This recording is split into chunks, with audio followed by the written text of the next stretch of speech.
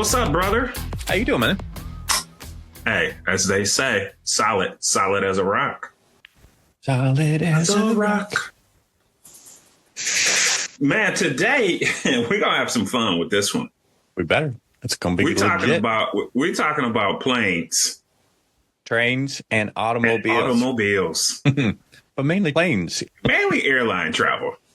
We got a lot of experience doing that, huh? I will say we probably two serious airline snobs. Pretty snobby for sure over here. Pretty snobby.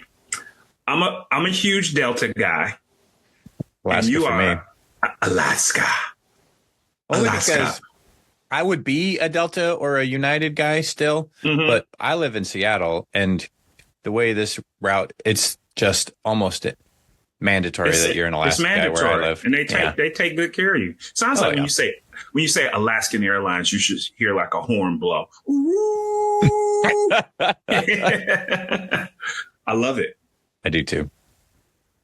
Delta, man, Delta all the way. And it takes a long, hard road to get to status, but it's so worth it.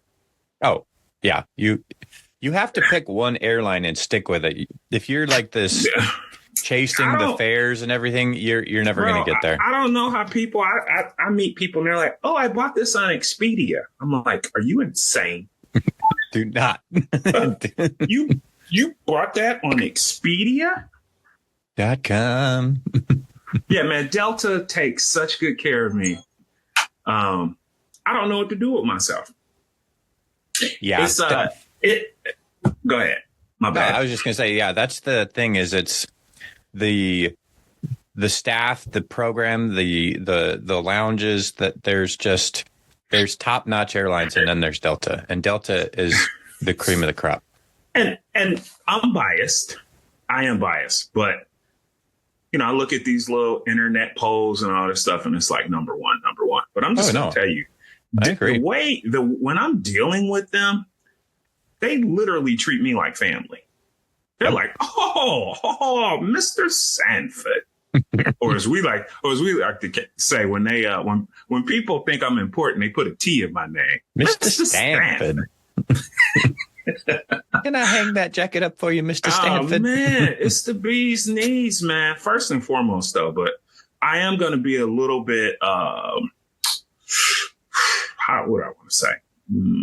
Opinionated on this call. That's the way it needs to be. That's the way it needs to be. First and foremost, what's the deal with paper tickets? Who's still carrying those things around? Who's using a paper ticket? First off, you got to go get the ticket, or you got to print it out at home. Bro. And then the even worse is the people who have e-boarding passes, but it's in their app. They don't know that they can add it to their wallet or their lock screen, so it just shows up. You got all of these people walking around with a smartphone, and they can't find their paper ticket. Right. And I'm like, if your nickname isn't Pawpaw, Abuela, Nana, or Meemaw, then you better not have a paper ticket. You should have no paper ticket. Bro, that's such a pet peeve. So what's the magic combo, though? Like if you're walking into an airport and you want to get through security in less than an hour, talk to me about the magic combo. Bro, the magic combo. I'm a clear TSA guy. All the way. Clear TSA, and I'm going to break it down because I still don't know how people are going through Gen Pop like that. Yeah, they don't either. Taking their shoes off. People are, it's like third world over there. First and foremost, unless you're traveling internationally, and I would still try, I do my best to keep a carry-on, right? Yep. I got an international 7-day carry-on. You got the little pods that you can put in your luggage and everything. There's a way to travel. We can talk about that. Packing cubes. One, the packing cubes. You shouldn't be checking a bag unless you're checking some big stuff, equipment. We're going to do a show or something. Yep. So one, you shouldn't have to stop at the desk, right? Because that's a line right there. Because people are going to the Bahamas. They're going to Orlando. You know, they're moving grandma somewhere. But TSA pre and clear. What's the huge benefit about clear? I don't have to take any identification out. And it's a shorter line in itself. Not Atlanta. Depending on the airport. Yeah, not Atlanta. Atlanta's a complete zoo. Atlanta, no. if I can only just pass through Atlanta, I'm a happy guy. But if I got to leave and then come back, that's awful. While we're on Atlanta, by the way, Atlanta, great people. But listen, the Southern hospitality early in the morning is just too much. Okay. It's too much. And this is what I'm saying. You know, when you're in the South, people are like, good morning. Good morning. But look, when I just got off of a red eye and it's 5:04 and you're walking off the plane. As you like to say, the crack of ass. Crack of ass. Good morning. Welcome to Atlanta. Like, shh. Be quiet, sir. Be quiet, Atlanta. So, look, bro. TSA pre, you got to have that. You got to have clear.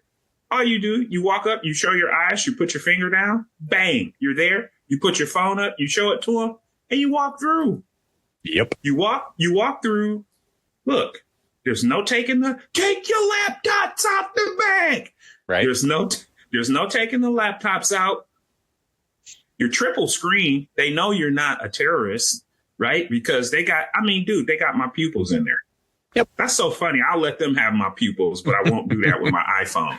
I was about to bring that up. I'm like, hell no, y'all ain't getting my stuff. You'll get me there one day. So don't get me started. That's it. Oh, you can get started. But Claire, bro. Yeah, Claire is for sure. You gotta have it. But bottom line, but you need TSA. You need TSA pre people. Minimum. I don't know how you're living without it. It's like $70 for 5 years. It's like nothing. It's like $1 a month. Can you get TSA pre if you're like a convicted felon? That's a great question. I don't know the answer to. That might be the hesitation from some people we know. Maybe. Oh no, man, I don't have that yet. I'll get it one day. Yeah, that might be. You might be onto something there. Yeah, when DNA evidence. It's like trying to go to Canada with a DWI. No, you can't. Nope. So that's first. So you get through. That's literally 10 minutes max to get through. At a Dulles, SeaTac, you name it. Yeah, I go to a Seattle airport a lot. And every once in a while, my wife and I'll fly together. We just got back from SoCal. And we go up and we show up for a early morning flight on Monday. And she's got Clear. She's on my Clear account. So she still gets to go through Clear. But here's just the difference between having TSA and not having TSA. Mm-hmm. She goes over, she has to go over to a completely different area, check different, terminal area. They didn't have a different, they have one for TSA and then they have another for the normies.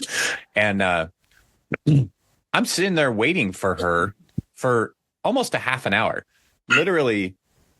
And there's a line now for Clear, which I don't care because it still moves fast. But I'm through all of that.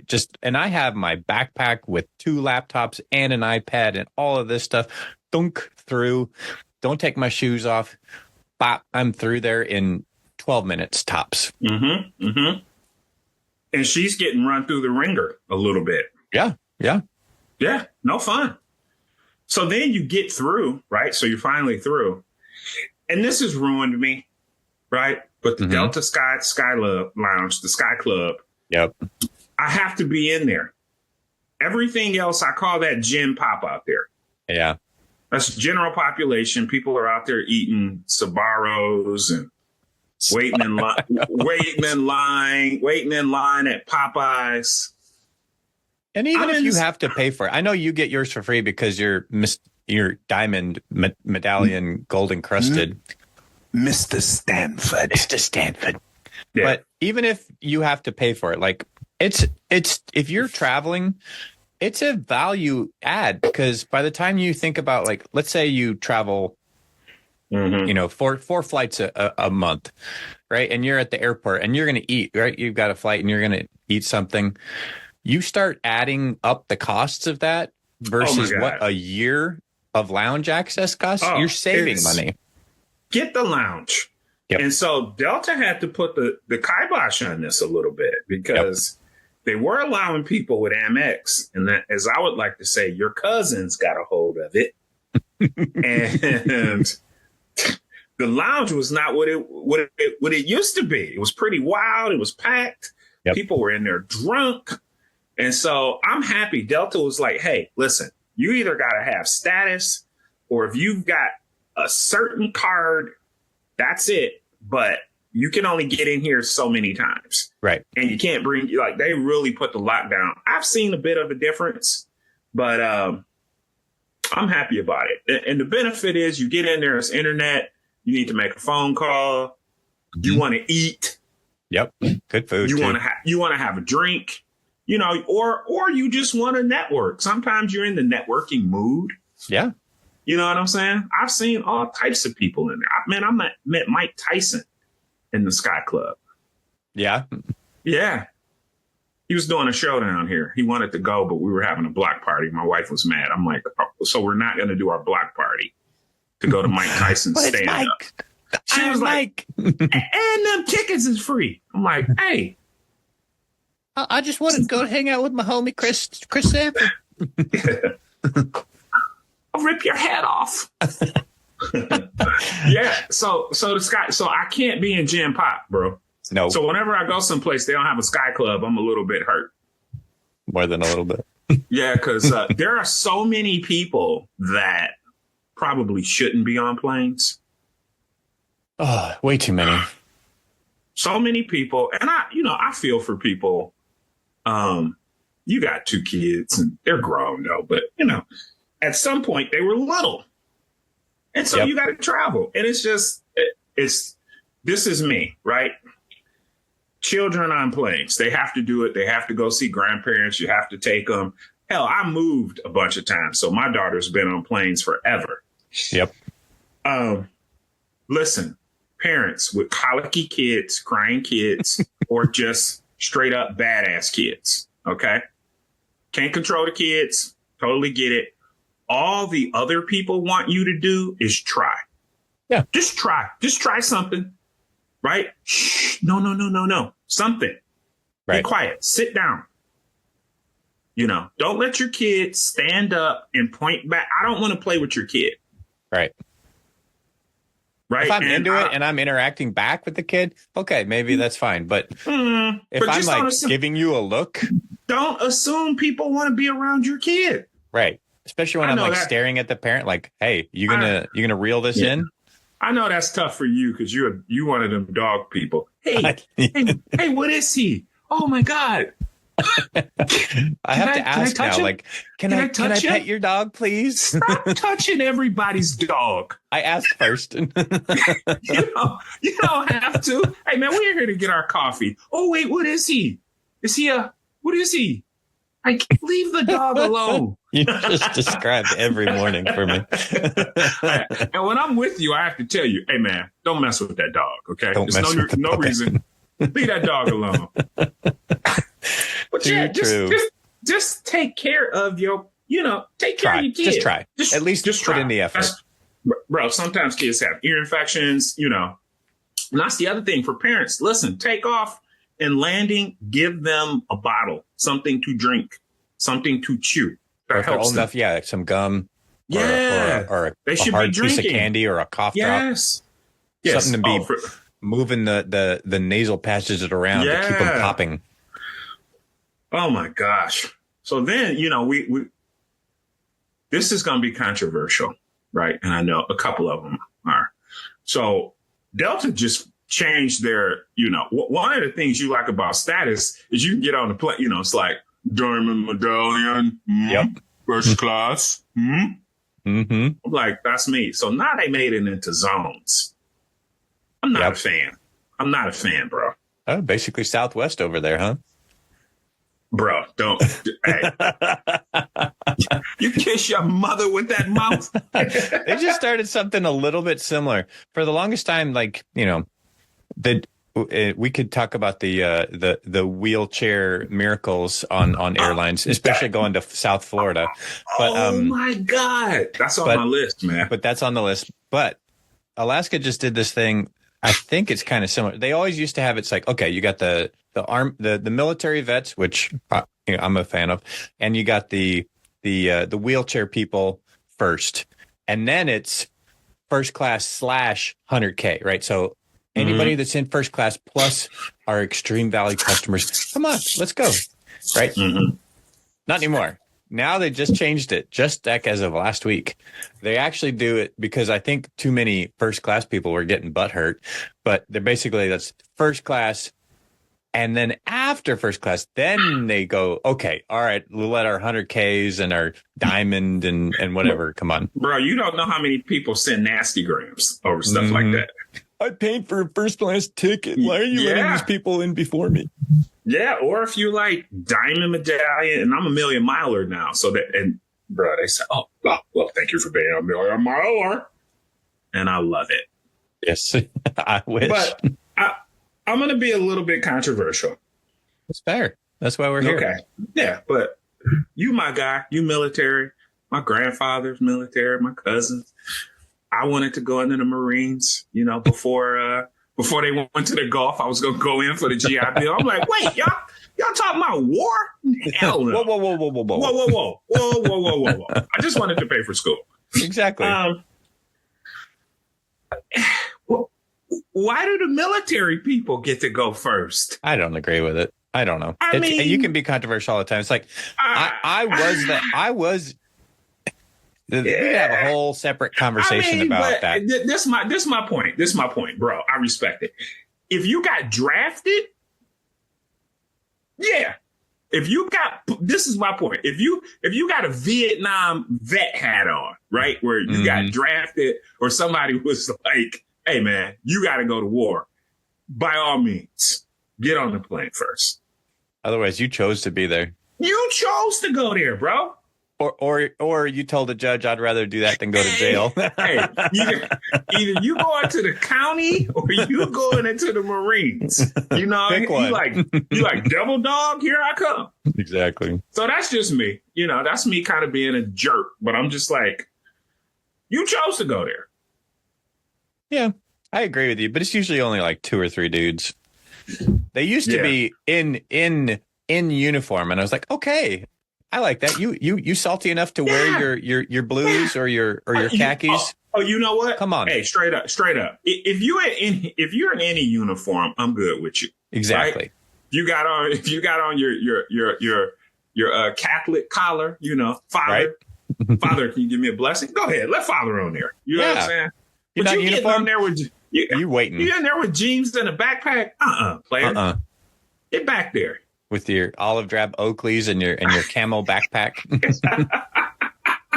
wearing Hey Dudes. Hey Dude. Oh, no, there's no Hey Dudes allowed in my house. We're going to alienate all of our audience with this one. Take them Hey Dudes off. People are like, I did it like this, but they went off the rails on this one. Go get some Crocs. Yeah. So then we get on the plane, right? Yep. Listen, don't get on the plane with 6 freaking things. Get your bag and your backpack, okay? Yep. Maybe a drink, but you got to be able to handle it. Don't get on with a drink and coffee. You can't put your backpack up with the coffee. You're asking people to hold. I don't want to hold your coffee. Yep. That's not my job. And why are you walking around a bunch of people with a hot cup of Joe? Nah, I don't understand that. Don't do that. You're cruising for a bruising. Big time. I mean, as soon as you get your butt in the seat, well, especially if you're in first class, someone's going to come and say, would you like a mimosa? Would you like coffee? Something? Yeah. Don't get on with a venti, hot, boiling cup of coffee. Yeah. And then you can't manage it. Listen, you got, I'm going to tell you, you got like 10 to 15 seconds to get your stuff up there. Exactly. That's a reasonable amount of time. Think about it. 1001, 1,002, 1,003. That's a plenty. Put your bag down. Put your backpack on your seat. Lift the bag up and put it up there.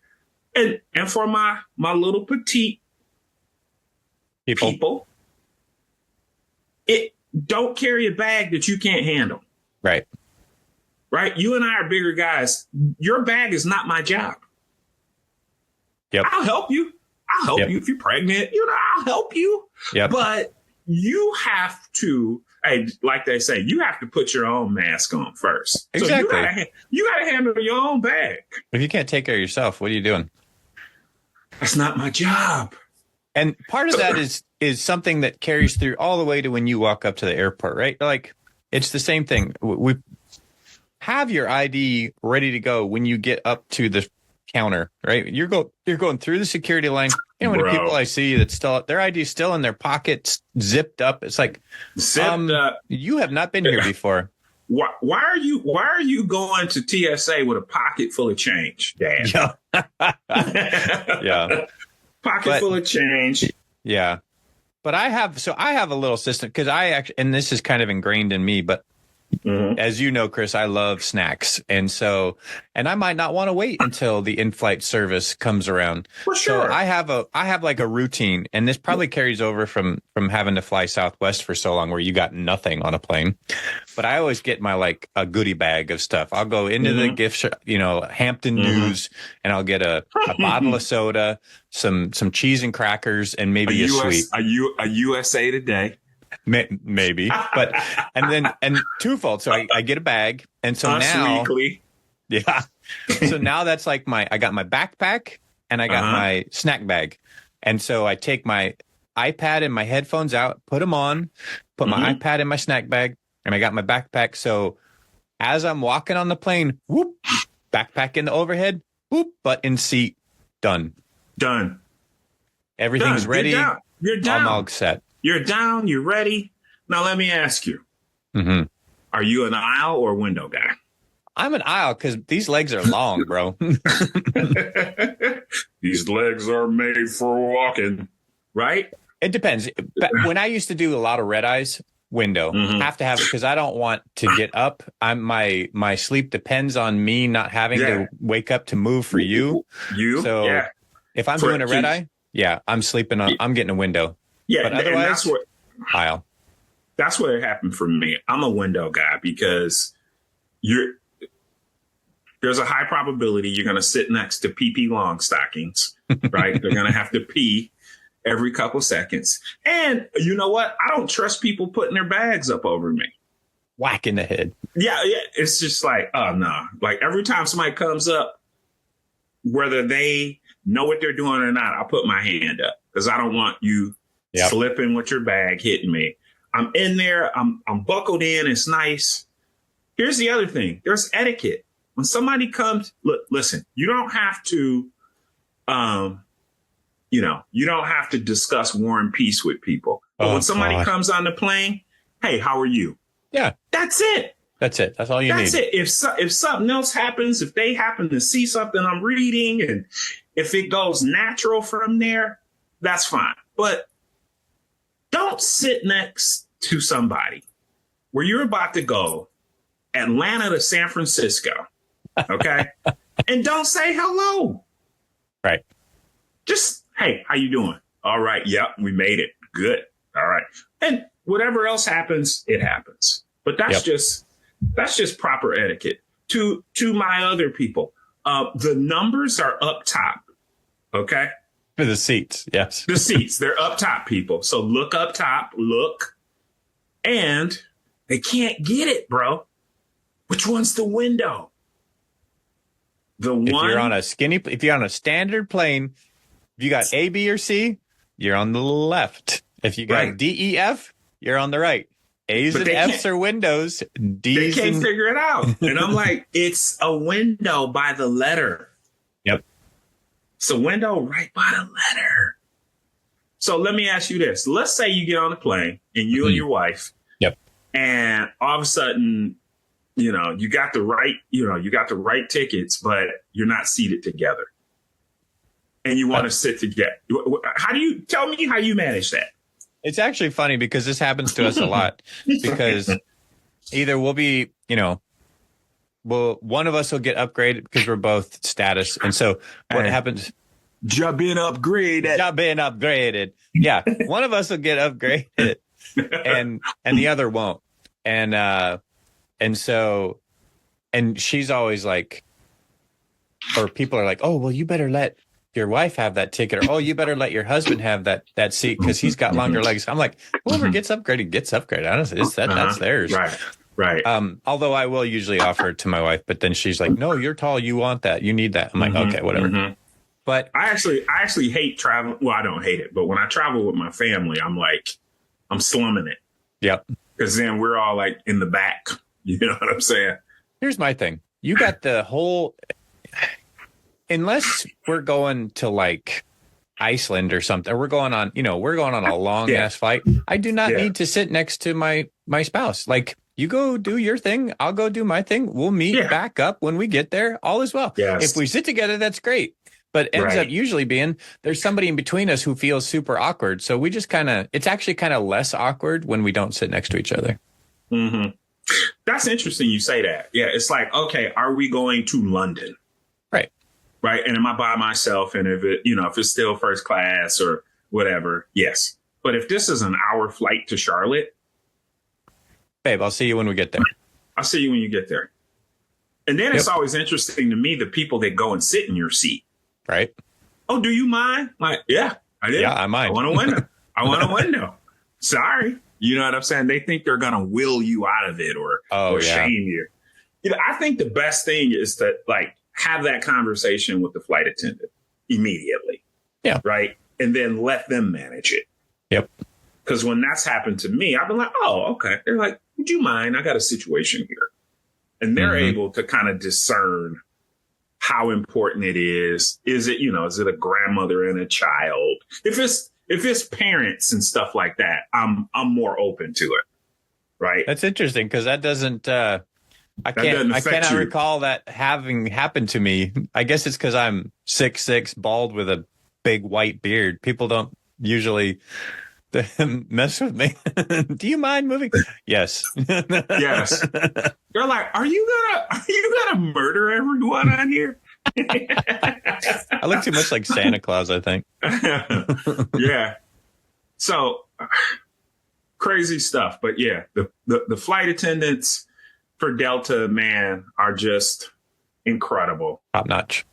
They got this deal with her that they're just like, hey, Mr. Sanford, thank you. How are you? Thank you for doing this. Thank you for being that. What can we get for you? I'm like, damn, Delta, I love you. And they do it in a way where they're not like auctioning you off to the world. Like, hey, over here, we have diamond status Stanford. Right. It's kind of subtle. They do that same thing. It's low key. It's kind of like Ritz-Carlton for me. You know what I'm saying? It's like, I like it. Yep. I love you, Delta. But I got to figure out what Delta 360 is. What is it? Oh, I don't even know what that is. Oh, it's like that's like the private club where they invite you. And then that's where, like, sometimes if you got a connection, you'll get off the plane.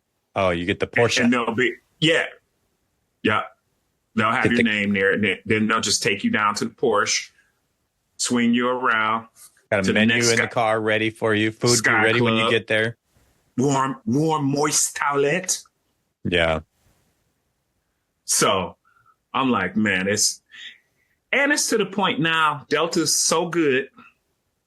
I won't go to certain islands that Delta doesn't go to. Mm-hmm. Like my wife will be like, hey, let's go to this island. And I'm like, Delta don't go there. There might be a reason for that. dude, you remember that Snowmageddon that happened in Atlanta? Maybe 4 or 5 years ago. I made a video about it. Yeah, I remember it. Yeah, people were sleeping on the freeway and stuff. Yeah. I was in Iowa. This is a true story. I was in Iowa. It was like I got to Iowa Sunday, meetings Monday, Tuesday, was supposed to leave Wednesday.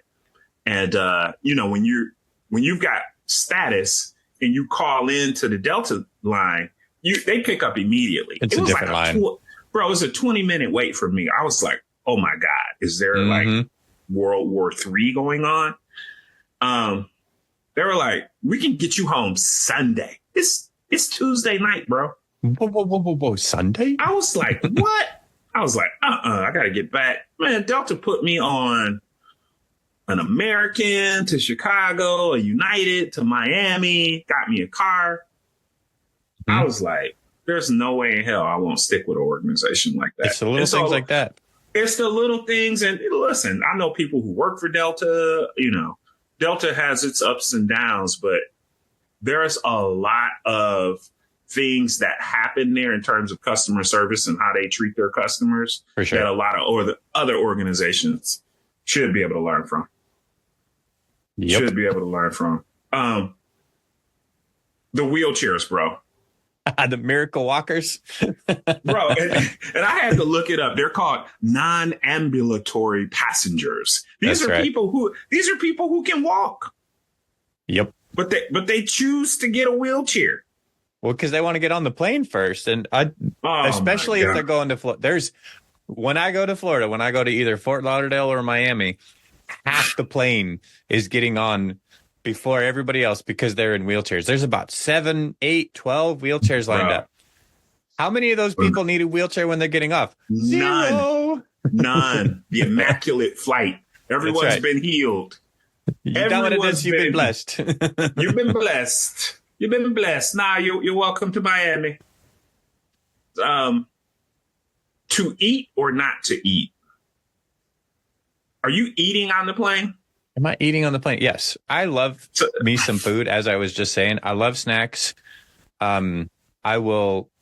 It's probably a little different because your Comfort Plus is about the same as my first class, other than the size of the seats. But Comfort Plus isn't getting a meal. Oh, really? No. Oh, okay. You only get a meal if you first class. Oh, okay. Flying first class. Up in the sky. But yeah, you can pre-order like a snack pack or the most consistently good thing on Alaska is the fruit and cheese plate. You get like a chunk of brie, you get some Beecher's cheese, which is a local Seattle cheese that's phenomenal. You get some grapes and apples and that's like the standard. That's legit. And now what's your non-alcoholic drink of choice on a plane? Diet Coke. What am I thinking? What am I talking about? Like, why are you asking me that question? I'm like, what am I talking about? I'm a ginger ale guy, man. Nice ginger ale, snap, crackle, and pop on there. And then if you want to have an adult beverage, what do you have? Usually it's I'll do a bourbon and diet, and that's kind of takes the edge off. Although that will cut the edge. It cuts it very well. Although on my last flight, I just realized that they had aviation gin. Like, what is that? Ryan Reynolds. What's his name? Ryan Reynolds Gin Company. Oh, he's got a gin? Yeah. You know, anybody who drinks gin is a complete maniac. You know, I used to think that, and then I tried Tanqueray. Bruh. People who are drinking gin in 2024, you are insane. I guess that's me. Because I had that. I had a gin and ginger. So ginger ale. I was going to say gin and juice. You snooping granite. Sipping on gin and juice. Laid back. But no, I had a gin and ginger, and that was very nice. Yeah, I'm a Prosecco guy now. Just the little bubbles. Yeah. I love it. How do I take my Prosecco? With a few cubes. few cubes up in there. Player? Put some cubes up in there. I've been converted. I like me some cubes too. Bro, who wants a warm alcoholic drink? You know what I'm saying? I'll get a sparkling rosé. Give me some cubes, please. Some cubes, couple cubes. The food, I don't know how I feel about the food. And it was just like one day I'm just like, what is this? It's first class, but it's just not like what it used to be. Yeah, you know what I'm saying? I hear you. You know, I think if I was to have food, I probably, because there's a couple of times that they had food and I was like, no, you know, but I think I'm more apt to do a breakfast. Yeah. Well, let me take that back. The international meals were incredible. Oh yeah, you got to eat all of that. Oh man. Yep. The international meals were incredible. I think we were coming back from Korea, and I was sleeping. I missed the meal, and the woman's like, "Ooh, honey, I know exactly what you need." Man, she brought me a burger and a Miller Lite. Yep. And let me tell you, sir, that saved my life. Fabulous. And it was like, that was the first time I'm jumping chips here. But that was the first time I could watch Anthony Bourdain again, too. So it was nice. Yeah. It was one of those moments. I was like, you know what? I'm going to put a Bourdain on. Yep. So I can watch him now. I love food on a plane. I think to me, I grew up flying. Like, I've been flying since I was a wee tot. A wee tot? I mean, I was in Europe before I was one. I was in a bunch of times. And so more and more far, my grandparents, my grandfather flew international a lot. He used to fly the Concorde like a couple times a month back in the day. Was he a spy? Maybe. I can't admit to that on this Sounds this recording. like it to me. Yeah. And it kind of may have been. But one of my not a spy, but maybe like CIA, not like, Yeah. No, I got you. Yeah. With the Swedish accent. I was like, wait a minute, I'm saying that wrong. I mean, they're still spies. It's just who you're working for. I mean, I'm saying for us. Yes. Yeah. But Mormor would always come back with the first class kind of toiletry bags, and I don't know why, but there was something cool about getting that from my grandmother. The like mask and the toothpaste and the little toothbrush. So I'm a sucker for the whole thing, right? And so it's like, you're going to give me food, I want it. Give it to me. The accoutrements or something else. Yeah. The socks, the slippers. Socks. Man. Good chat, bro. Oh, yeah. Good chat. Listen, folks, if you like this, then make sure you like it, subscribe to it, and then do us a favor and send it to somebody else who would like it. We want to grow. We want to get bigger. Helps us out a ton. Helps us out a ton, and we want to keep bringing you live action. From In a World. So, appreciate you, brother. Appreciate you too, man. Peace.